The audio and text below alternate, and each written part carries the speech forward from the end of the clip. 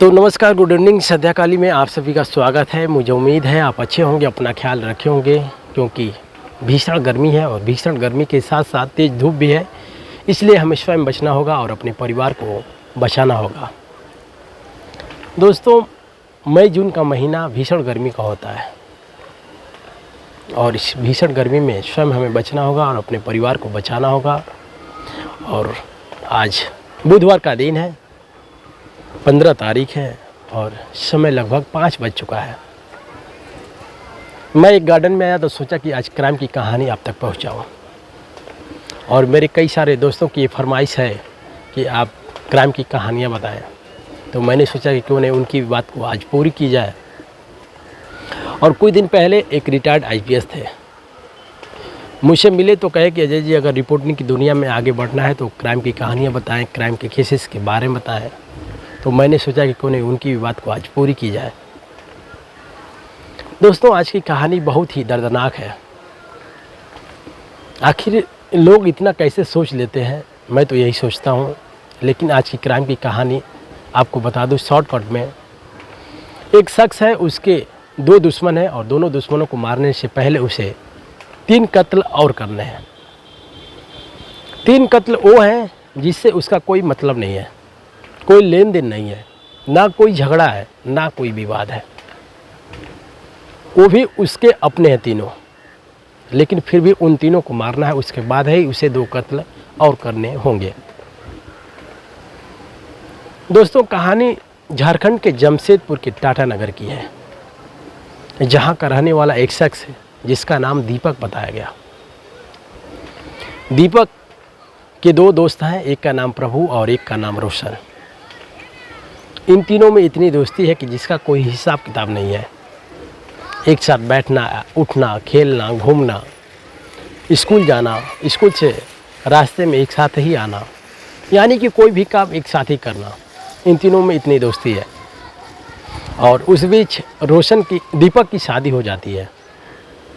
जब शादी होती है तो साल 1.5 साल के बाद दीपक के 2 बच्चियां पैदा होती हैं। और उसके बाद रोशन की भी शादी हो जाती है, प्रभु की भी शादी हो जाती है।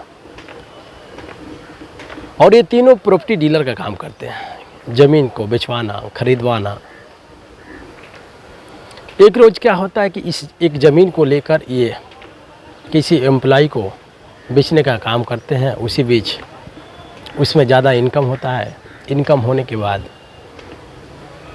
जो प्रभु है, रोशन है, वो ज़्यादा उसमें इनकम कमा लेते हैं और दीपक को कम मिलता है बजट, यानी कि कम पैसा मिलता है।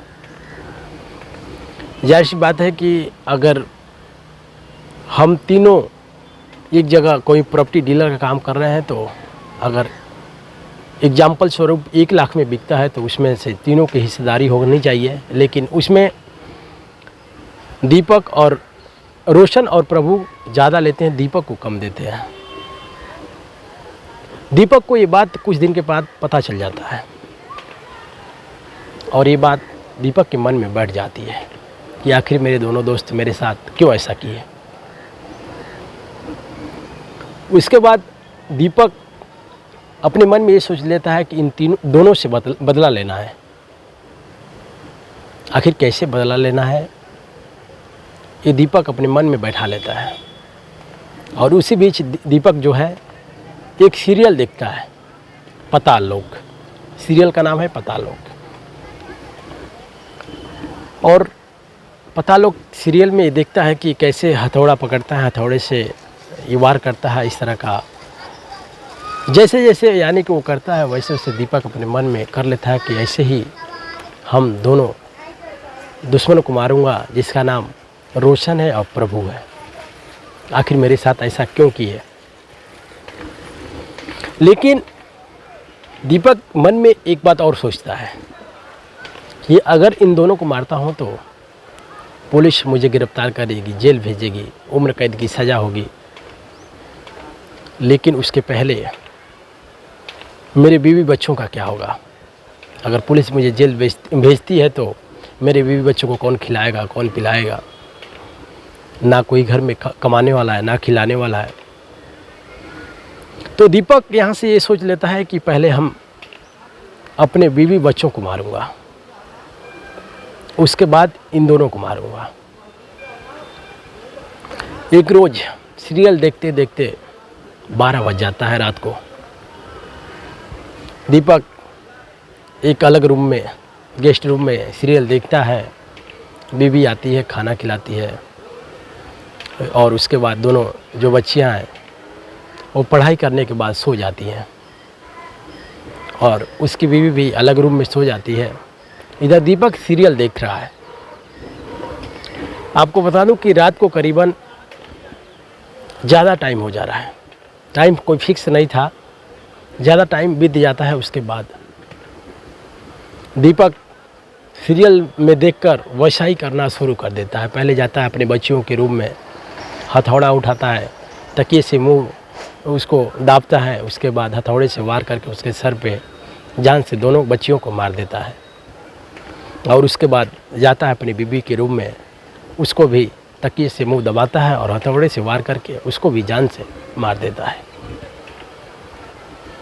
यानी कि 3 लोगों का कत्ल कर देता है बेवजह, जिससे कोई उसका लेन देन नहीं है, जिसका कोई रीजन नहीं है, जिसका कोई मोटिव नहीं सामने आया। अब उसे 2 दुश्मन मारना है असली में, जो उसके साथ गलत किए, प्रभु और रोशन। अब सुबह के लगभग 8 साढ़े 8 बज गए, लेकिन 8:30 9 बजे के बीच में उन दोनों बच्चियों को एक ट्यूशन पढ़ाने वाली टीचर लेडीज आती थी स्कूटी से, और दोनों बच्चियों को पढ़ाने के लिए घर ही आती थी, यानी कि दीपक के घर आती थी।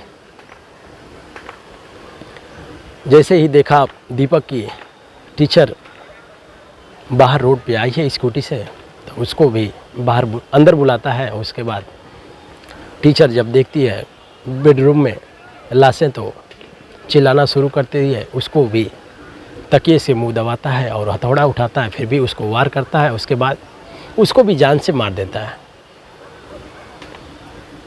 अब 4 कत्ल हो गए, यानी कि 2 असली के जो दुश्मन है उसको अभी मार नहीं पाया। और उसके बाद 4 कत्ल करने के बाद रोशन को फ़ोन करता है कि घर पे आ जाओ, कुछ काम है, और घर पे आना जाना लगा रहता है।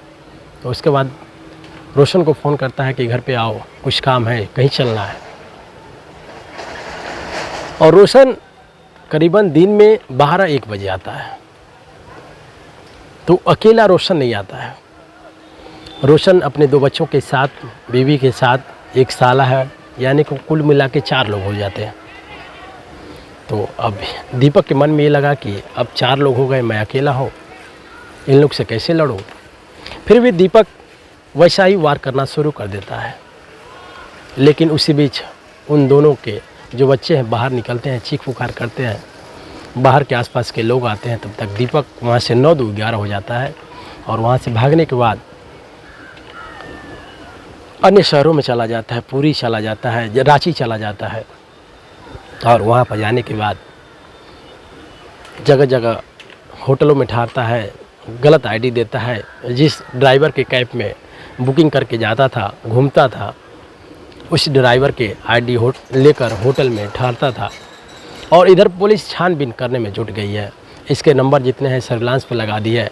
बैंक अकाउंट भी इसके सारे पूरे सर्विलांस के माध्यम से सभी बैंकों को सूचित भी कर दी है कि आखिर इस शख्स को कहीं भी देखिए तो तुरंत पुलिस को सूचना करिए। लेकिन अलग अलग ड्रेसों में वो दीपक इधर उधर घूमता है। कभी वर्दी का ड्रेस पहनता है, कभी तिरंगे कलर का शर्ट पहनता है। लेकिन आखिरकार दीपक जमशेदपुर फिर धनबाद जाता है। धनबाद जाता है, उसे अपने भाई के अकाउंट में 1.5 लाख करीबन पैसे जमा करने होते हैं। वहाँ पर एक बैंक है, उस बैंक में जाता है, बैंक ऑफ इंडिया में है। और वहाँ पर बैंक वालों से झगड़ा हो जाता है। जब झगड़ा होता है तो बैंक वाले कहते हैं कि थोड़ा सा रुकिए, लंच होने के बाद आपके अकाउंट में पैसे डाले जाएंगे। उसके बाद बैंक मैनेजर ने ये सोचता है कि ये वही शख्स तो नहीं है वो पुलिस को सूचना देता है और उसके बाद पुलिस आती है। तब तक लंच हो जाता है, दीपक बाहर हो जाता है उस बैंक से और पुलिस इधर आती है तो छानबीन करती है, कैमरा देखती है, सीसीटीवी कैमरे में चेक करती है, उस शख्स को फ़ोटो देखती है, वीडियो देखती है। तो पुलिस को लगा कि यही शख्स है जो 4 लोगों का कत्ल किया। पुलिस कहती है कि बैंक मैनेजर से कहती है, बैंक कर्मचारियों से कहती है कि अगर ये शख्स फिर दोबारा आए तो आप इसे किसी माध्यम से रोकें। फिर दीपक, सौभाग्य की बात है कि उस बैंक में पहुंचता है जहां पर उसे पैसे जमा करना है अपने भाई के अकाउंट में, करीबन 1.5 लाख के आसपास। दीपक बैंक में पैसा ट्रांसफ़र करने के लिए पहुंचता है। जैसे ही तो बैंक मैनेजर के द्वारा ये सूचना मिलती है कि ऐसा है कि लंच का टाइम है, कुछ देर तक ठहर जाइए, उसके बाद आपका काम हो जाएगा। और अंदर से एक कर्मचारी है जो बैंक के शटर को गिरा देता है। दीपक बैंक के अंदर हो जाता है। उसके बाद पुलिस को सूचना हो जाती है, पुलिस आती है, दीपक को पकड़ लेती है और जब पूछताछ करती है तो सारी चीज़ों का पता चलता है कि मैं इन दोनों को मारने के लिए मैं अपने बीवी बच्चों को मारा और उसी बीच जो ट्यूशन पढ़ाने वाली टीचर थी जो मेरे बच्चों को पढ़ाती थी वो आई चीख पुकार के, उसके बाद उसको भी मारा। ये सारी चीज़ें पुलिस के पूछताछ में पता चलता है। लेकिन दोस्तों, आज की कहानी ऐसी है कि आखिर इंसान कितना हद तक सोच लेता है। अपने गुस्से की आड़ में अपने परिवार को मारता है, अपने परिवार को तहस नहस कर देता है। उसके बाद जिसको मारना होता है उसको नहीं मार पाता है।